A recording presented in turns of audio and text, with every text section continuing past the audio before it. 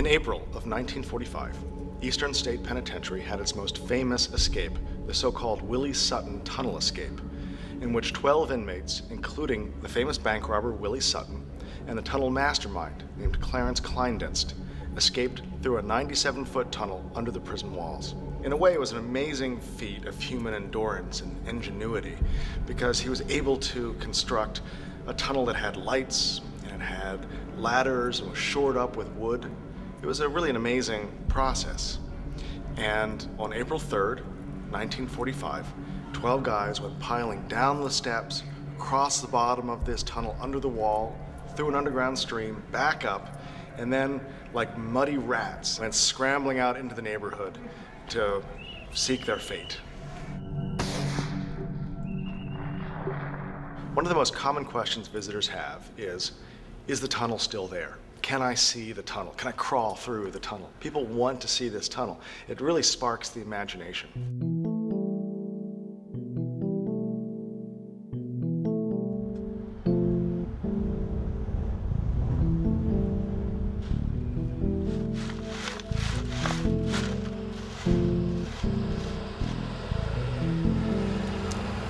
Basically, you're excavating to relocate the tunnel excavated in 1945 by Clarence Kleindienst and the other members of the escapees from the penitentiary. And the reason we are excavating here is there are photos from 1945 that show the tunnel still open as they were documenting it. We're screening the fill so that we can determine we are indeed in the tunnel, but also maybe get an idea as to where the fill came from that was used to backfill the tunnel after the escapees were caught. In the fill above the tunnel, we found a 1945 Jefferson nickel. It's called a war nickel. It's just an amazing coincidence because of the date of the escape was actually on April 3rd, 1945.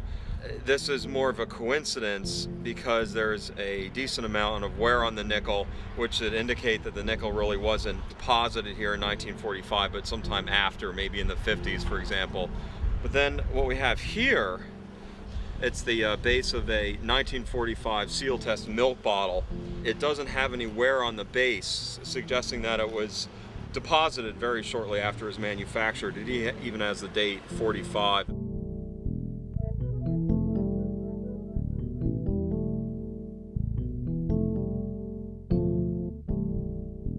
So yesterday we began just looking for the exit, and today, inside Clarence Kleindienst's cell, we're actually taking apart the wall to see if we can see the entry of the tunnel.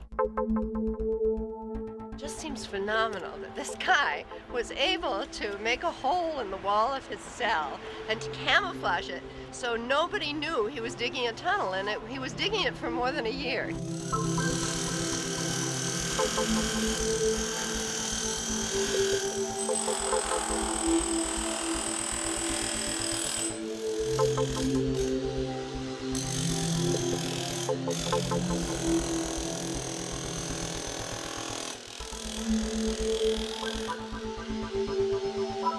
In this instance, we were driven to using a jackhammer to get back into where Kleindienst made the entry to the tunnel. And the reason it was so hard to get back in there is that after the tunnel escape, the prison filled this hole back up with huge chunks of concrete. This is the concrete. It's very hard, very tough. It's even strengthened with chicken wire. So we had to bring somebody in who really knew how to use heavy-duty materials, and he was able to make, in 2 whole days of work, this is how far he got. They had to get into the wall so that they could get back into where it is just dirt, and so that they could go down under the structure, under the floor here, and then begin to cross the yard. And so we've gotten back as far as they did, probably, and then all of this had to come out so that they could get the ladder down and get into the tunnel.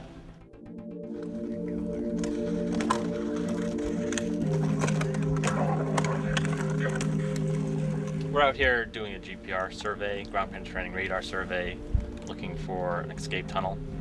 And by setting out a grid On the yard here, we're going to be taking vertical sections of data, and from those vertical sections we can then create maps at different depths to try to extract the location of the escape tunnel.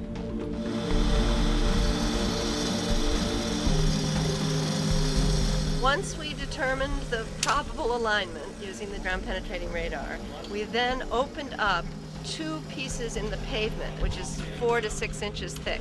Once we remove that, we're now going down by hand, first with a shovel and then with an auger, to see if we can get down into the tunnel. But we want to be able to determine its exact depth beneath the surface and whether or not it's still open or it's collapsed.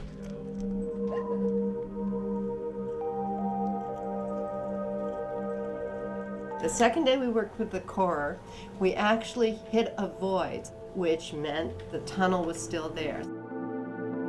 So what we did was we rented a camera called an electric eel, and we dropped that camera down the hole, and it showed us what it was seeing.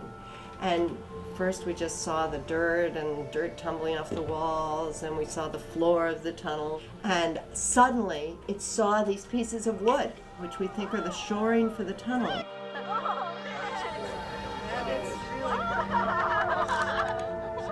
They couldn't really tell if the wood was still in situ or whether it had fallen over, but we'll be able to study the tape and try to figure out how that fits into what we know about the construction of the tunnel. So this is a great success. I mean, this is the first time that they've seen into this tunnel that was supposedly filled after the escape took place.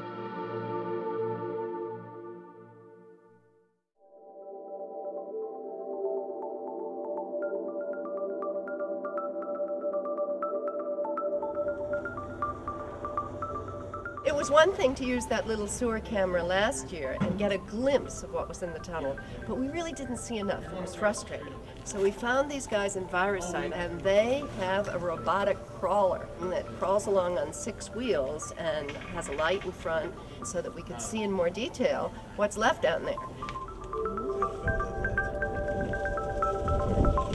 The camera is a 6-wheel drive steerable self-propelled tractor with a 40-to-1 digital and optical zoom camera on it. It enables us to crawl over rougher terrain, give you a better field of view. We actually have 2 camera systems here. One is what's called the quick view camera. The quick view camera allows us to view the crawler as it's actually working. We're right side up now. As we got in there, we were able to look around and decide the best path for the crawler to take. And as we proceeded to move the crawler down the tunnel, we actually stumbled upon some debris and wood and wires and stuff that they used for shoring and to light the tunnel. Pretty interesting stuff.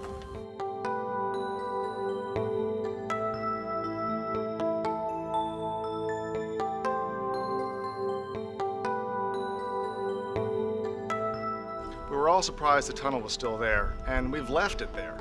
So as visitors walk outside cell block 7, they're still walking above the old remains of that escape tunnel from 1945. And it's there for the future, and eventually we'll find another way of letting our visitors see it in person. But for now, it's just there under the courtyard.